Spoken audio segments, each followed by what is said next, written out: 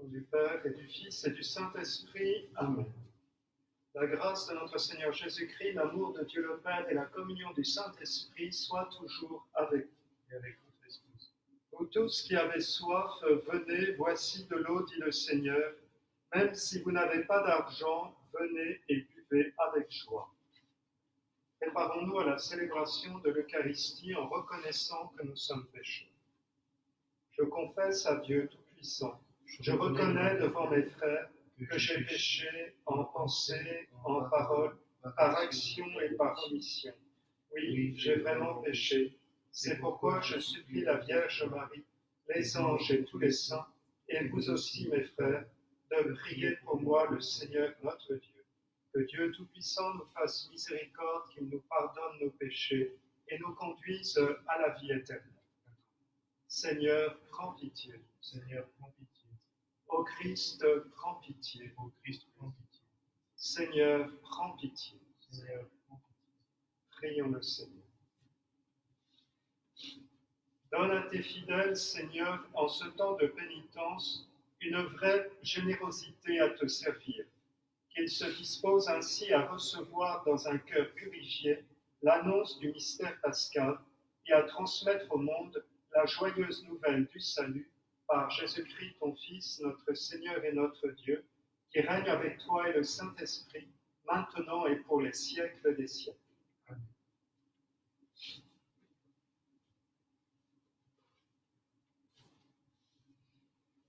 Lecture du livre d'Isaïe. Ainsi parle le Seigneur. Au temps favorable, je t'ai exaucé. Au jour du salut, je t'ai secouru.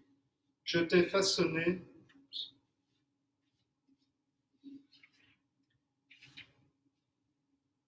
Lecture du livre du prophète Ézéchiel. En ce jour-là, au cours d'une vision reçue du Seigneur, l'homme me fit revenir à l'entrée de la maison.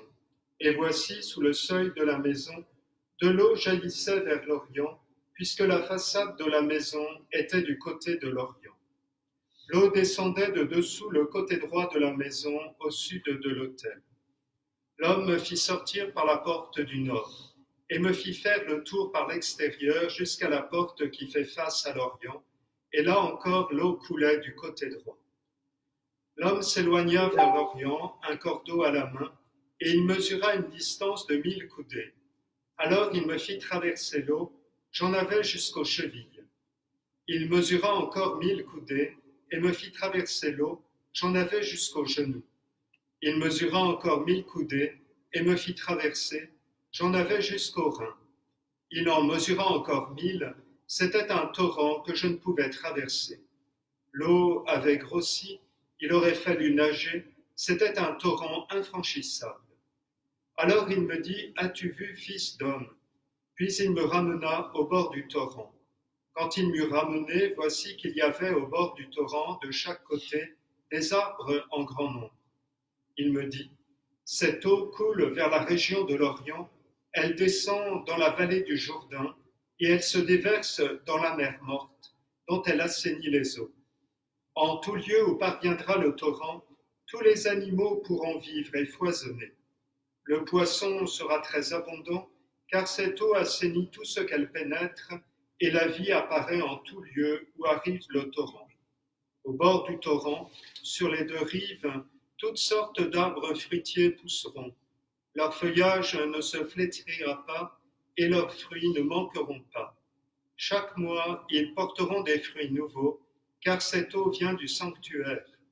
Les fruits seront une nourriture, et les feuilles un remède. Parole du Seigneur. Il est avec nous le Dieu de l'univers, citadelle pour nous, le Dieu de Jacob. Dieu est pour nous refuge et force, secours dans la détresse, toujours offert. Nous serons sans crainte si la terre est secouée, si les montagnes s'effondrent au creux de la mer. Il est avec nous le Dieu de l'univers, citadelle pour nous, le Dieu de Jacob. Le fleuve, ses bras réjouissent la ville de Dieu, la plus sainte des demeures du Très-Haut. Dieu s'y tient, elle est inébranlable. Quand revenait le matin, Dieu la secourt. Il est avec nous, le Dieu de l'univers, citadelle pour nous le Dieu de Jacob. Il est avec nous le Seigneur de l'univers, citadelle pour nous le Dieu de Jacob. Venez et voyez les actes du Seigneur, il détruit la guerre jusqu'au bout du monde. Il est avec nous le Dieu de l'univers, citadelle pour nous le Dieu de Jacob.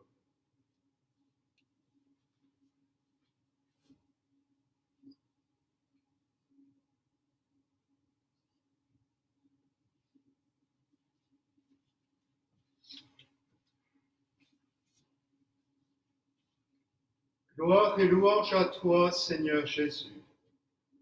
Cela crée en moi un cœur pur, ô mon Dieu, rends-moi la joie d'être sauvé. Gloire et louange à toi, Seigneur Jésus. Le Seigneur soit avec vous et avec votre esprit. Évangile de Jésus-Christ selon saint Jean. Gloire à toi, Seigneur. À l'occasion d'une fête juive, Jésus monta à Jérusalem. Or, à Jérusalem, près de la porte des brebis, il existe une piscine qu'on appelle en hébreu Bethsata. Elle a 5 colonnades sous lesquelles était couchée une foule de malades, aveugles, boiteux et impotents. Il y avait là un homme qui était malade depuis 38 ans.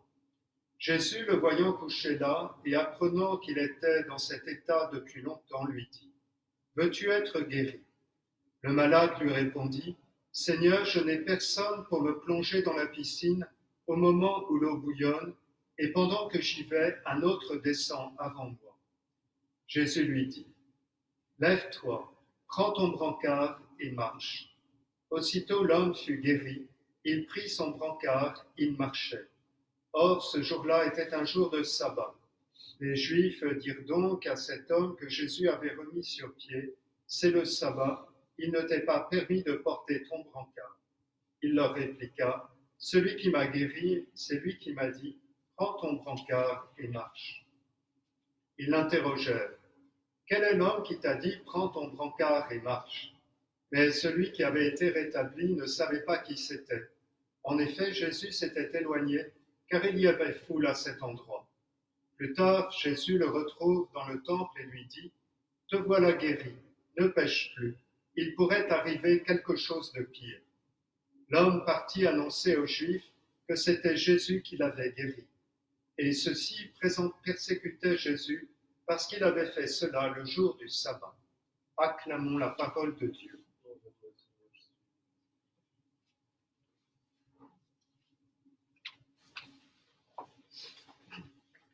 Chers amis, pour des raisons pratiques, celle de l'enregistrement, la qualité de l'enregistrement de cette messe, et en particulier du son, eh bien, nous avons dû nous installer dans la chapelle de la Sainte-Jeanne d'Arc.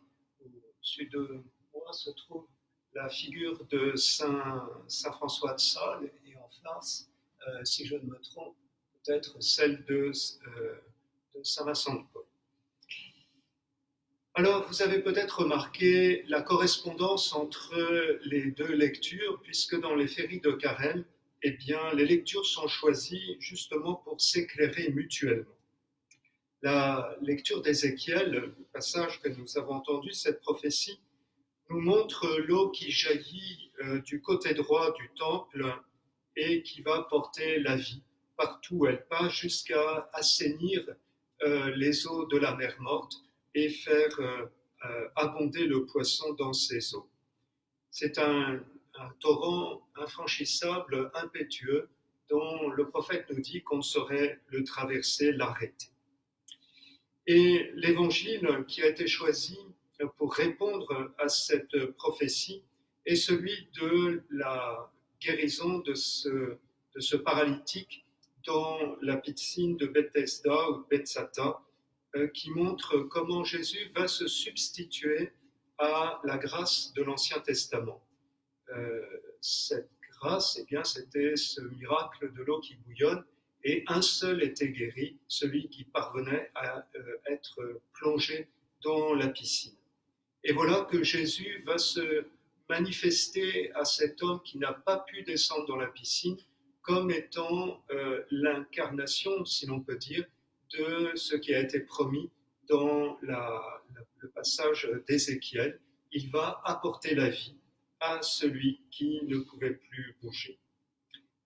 Cela nous renvoie à l'épisode des vendeurs chassés du temple, où Jésus dira à ses disciples, détruisez ce temple et moi, en 3 jours, je le rebâtirai.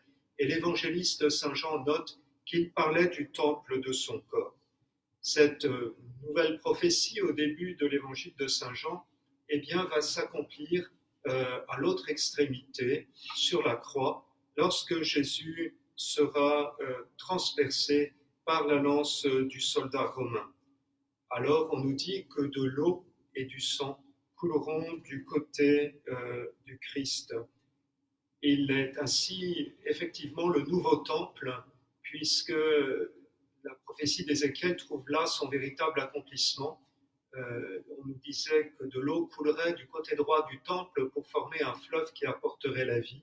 Eh bien, le soldat, en frappant le côté droit du Christ, va laisser couler de l'eau et du sang, qui vont être ce fleuve de la grâce du Nouveau Testament, qui vont venir guérir toute maladie, apporter la vie, et devenir même un fleuve, là aussi, infranchissable, impétueux, que personne ne saurait arrêter, pas même les persécutions que nous subissons depuis 2000 ans. L'eau du côté du Christ, les pères y ont vu l'eau du baptême, mais non seulement l'eau du baptême, puisque le baptême est acquis dans le sang de la passion, mais aussi le sang de l'Eucharistie, du sang répandu pour notre salut, à qui l'Esprit Saint va donner toute son efficace, toute sa puissance. C'est ainsi l'eau, le sang et l'Esprit, comme dira Saint Jean, qui témoignent du Christ, qui témoignent de sa divinité, de sa qualité de rédempteur. Alors laissons-nous nous aussi abreuver par ce fleuve de vie qui est celui de la grâce sanctifiante que nous avons reçu au baptême, et si nous avons gardé cette grâce, eh bien nous pouvons nous unir dans la communion de désir, dans la communion spirituelle, à cette Eucharistie que je célèbre aux intentions d'ailleurs de la paroisse pour les âmes du purgatoire. Ainsi soit-il. Au nom du Père et du Fils et du Saint-Esprit.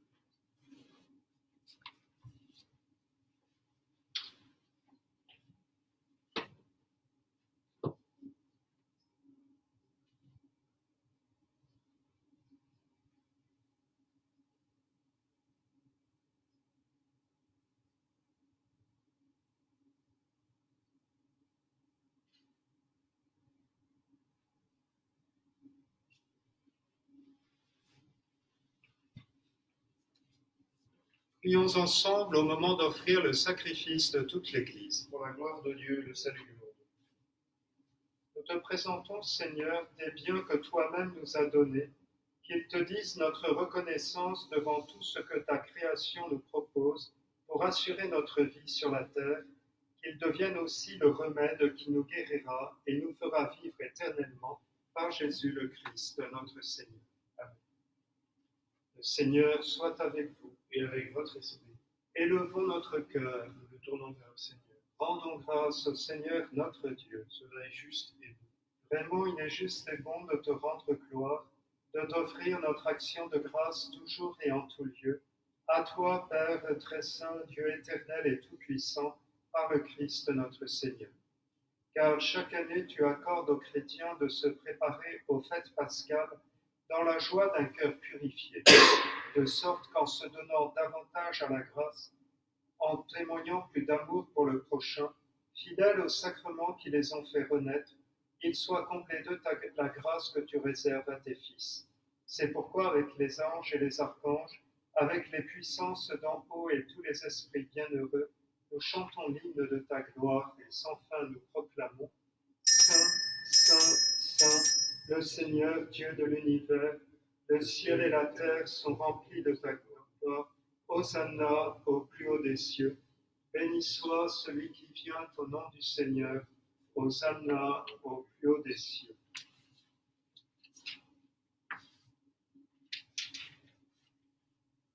Père infiniment bon, toi vers qui montent nos louanges, nous te supplions par Jésus-Christ, ton Fils, notre Seigneur, d'accepter et de bénir ces offrandes saintes.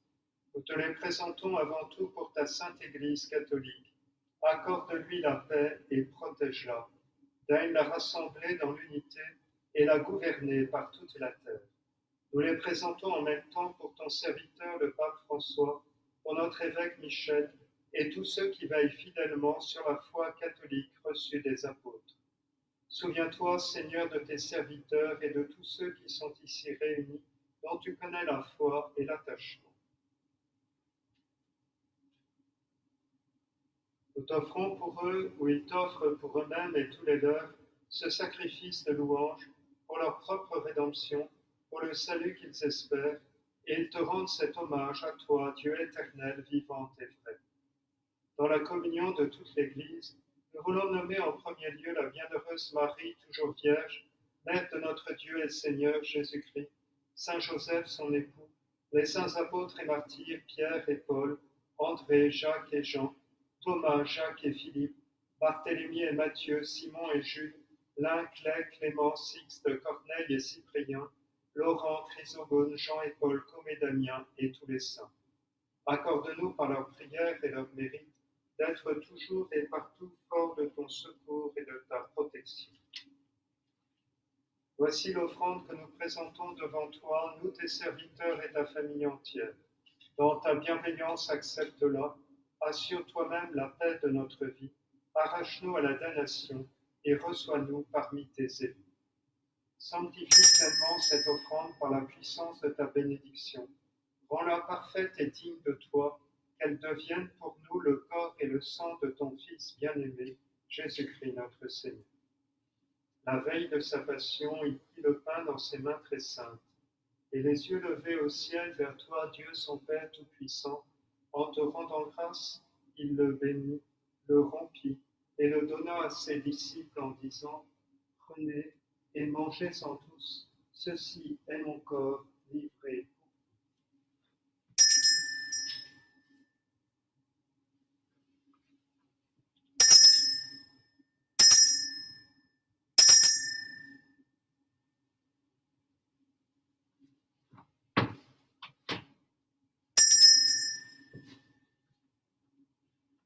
De même, à la fin du repas, il prit dans ses mains cette coupe incomparable, et te rendant grâce à nouveau, il la bénit, et la donna à ses disciples en disant, « Prenez et buvez-en tous, car ceci est la coupe de mon sang, le sang de l'alliance nouvelle et éternelle, qui sera versé pour vous et pour la multitude en rémission des péchés.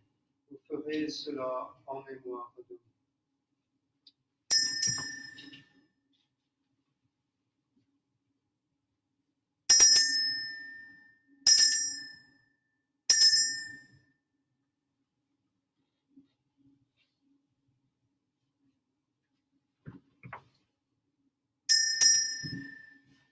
Il est grand, le mystère de la foi. Proclamons ta mort, Seigneur Jésus. Nous attendons ta résurrection. Nous proclamons ta mort, Seigneur Jésus. Nous célébrons ta résurrection. Nous attendons ta venue dans la gloire. C'est pourquoi nous aussi, tes serviteurs et ton peuple saint avec nous, faisant mémoire de la passion bienheureuse de ton Fils Jésus-Christ notre Seigneur, de sa résurrection du séjour des morts et de sa glorieuse ascension dans le ciel, nous te présentons, Dieu de gloire et de majesté, cette offrande prélevée sur les biens que tu nous donnes, le sacrifice pur et saint, le sacrifice parfait, pain de la vie éternelle et coupe du salut. Et comme il t'a plu d'accueillir les présents d'Abel le juste, le sacrifice de notre père Abraham, et celui que t'offrit Melchisédek ton grand prêtre en signe du sacrifice parfait, regarde cette offrande avec amour, et dans ta bienveillance accepte-la. Nous t'en supplions, Dieu Tout-Puissant, qu'elle soit portée par ton ange en présence de ta gloire sur ton autel céleste, afin qu'en recevant ici, par notre communion à l'autel, le corps et le sang de ton Fils, nous soyons comblés de ta grâce et de tes bénédictions. Souviens-toi de tes serviteurs qui nous ont précédés, marqués du signe de la foi, et qui dorment dans la paix. Pour eux et pour tous ceux qui reposent dans le Christ, nous implorons ta bonté, qu'ils entrent dans la joie, la paix et la lumière. Et nous, pécheurs, qui mettons notre espérance en ta miséricorde inépuisable, admets-nous dans la communauté des bienheureux apôtres et martyrs, de Jean-Baptiste, Étienne, Matthias et Barnabé, Ignace, Alexandre, Marcelin et Pierre, Félicité et Perpétue, Agathe, Lucie, Agnès, Cécile, Anastasie et de tous les saints. Accueille-nous dans leur compagnie sans nous juger sur le mérite, mais en accordant ton pardon par Jésus-Christ notre Seigneur. C'est par lui que tu ne cesses de créer tous ces biens, que tu les bénis, leur donnes la vie, les sanctifies et nous en fais le don. Par lui, avec lui et en lui, à toi, Dieu le Père Tout-Puissant, dans l'unité du Saint-Esprit, tout honneur et toute gloire pour les siècles des siècles. Comme nous l'avons appris du Sauveur et selon son commandement, nous osons dire, Notre Père qui es aux cieux, que ton nom soit sanctifié, que ton règne vienne, que ta volonté soit faite sur la terre comme au ciel. Donne-nous aujourd'hui notre pain de ce jour. Pardonne-nous nos offenses comme nous pardonnons aussi à ceux qui nous ont offensés. Et ne nous laisse pas entrer en tentation, mais délivre-nous du mal. Délivre-nous de tout mal, Seigneur, et donne la paix à notre temps. Par ta miséricorde, libère-nous du péché. Rassure-nous devant les épreuves en cette vie où nous espérons le bonheur que tu promets et l'avènement de Jésus-Christ, notre Sauveur. La puissance et la gloire pour les siècles des siècles. Seigneur Jésus-Christ, tu as dit à tes apôtres, je vous laisse la paix, je vous donne ma paix. Ne regarde pas nos péchés, mais la foi de ton Église. Pour que ta volonté s'accomplisse, donne-lui toujours cette paix et conduis-la vers l'unité parfaite, toi qui règnes pour les siècles des siècles. Que la paix du Seigneur soit toujours avec vous Et avec votre esprit.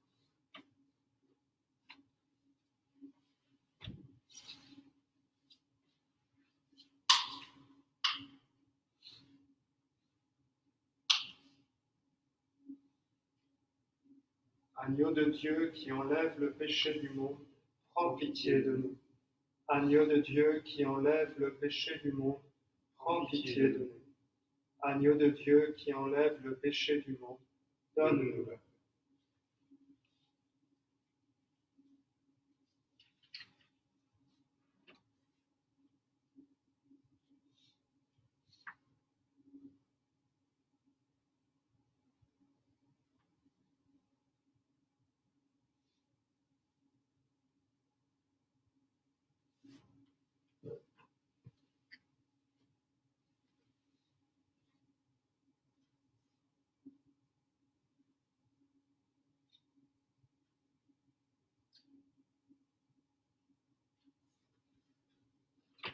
Heureux les invités au repas du Seigneur, voici l'agneau de Dieu qui enlève le péché du monde. Seigneur, je ne suis pas digne de te recevoir, mais dis seulement une parole et je serai guéri.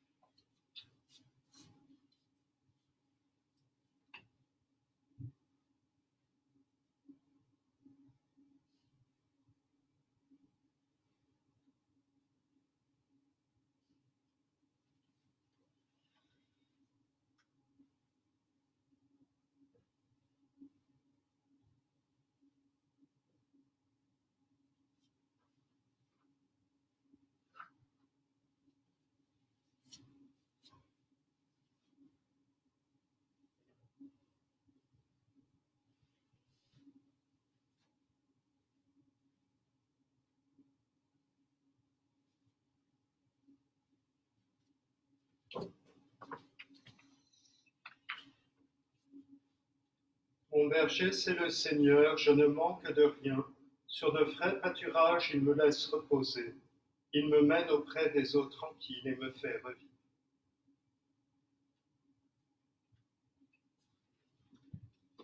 Prions le Seigneur. Purifie nos esprits, Seigneur, que tes mystères les renouvellent. Fais que même nos corps y trouvent des forces pour aujourd'hui et pour l'éternité, par Jésus le Christ, notre Seigneur. Amen. Le Seigneur soit avec vous Et avec votre esprit. Que Dieu Tout-Puissant vous bénisse, le Père, le Fils et le Saint-Esprit. Amen. Allez dans la paix du Christ. Nous rendons grâce à Dieu.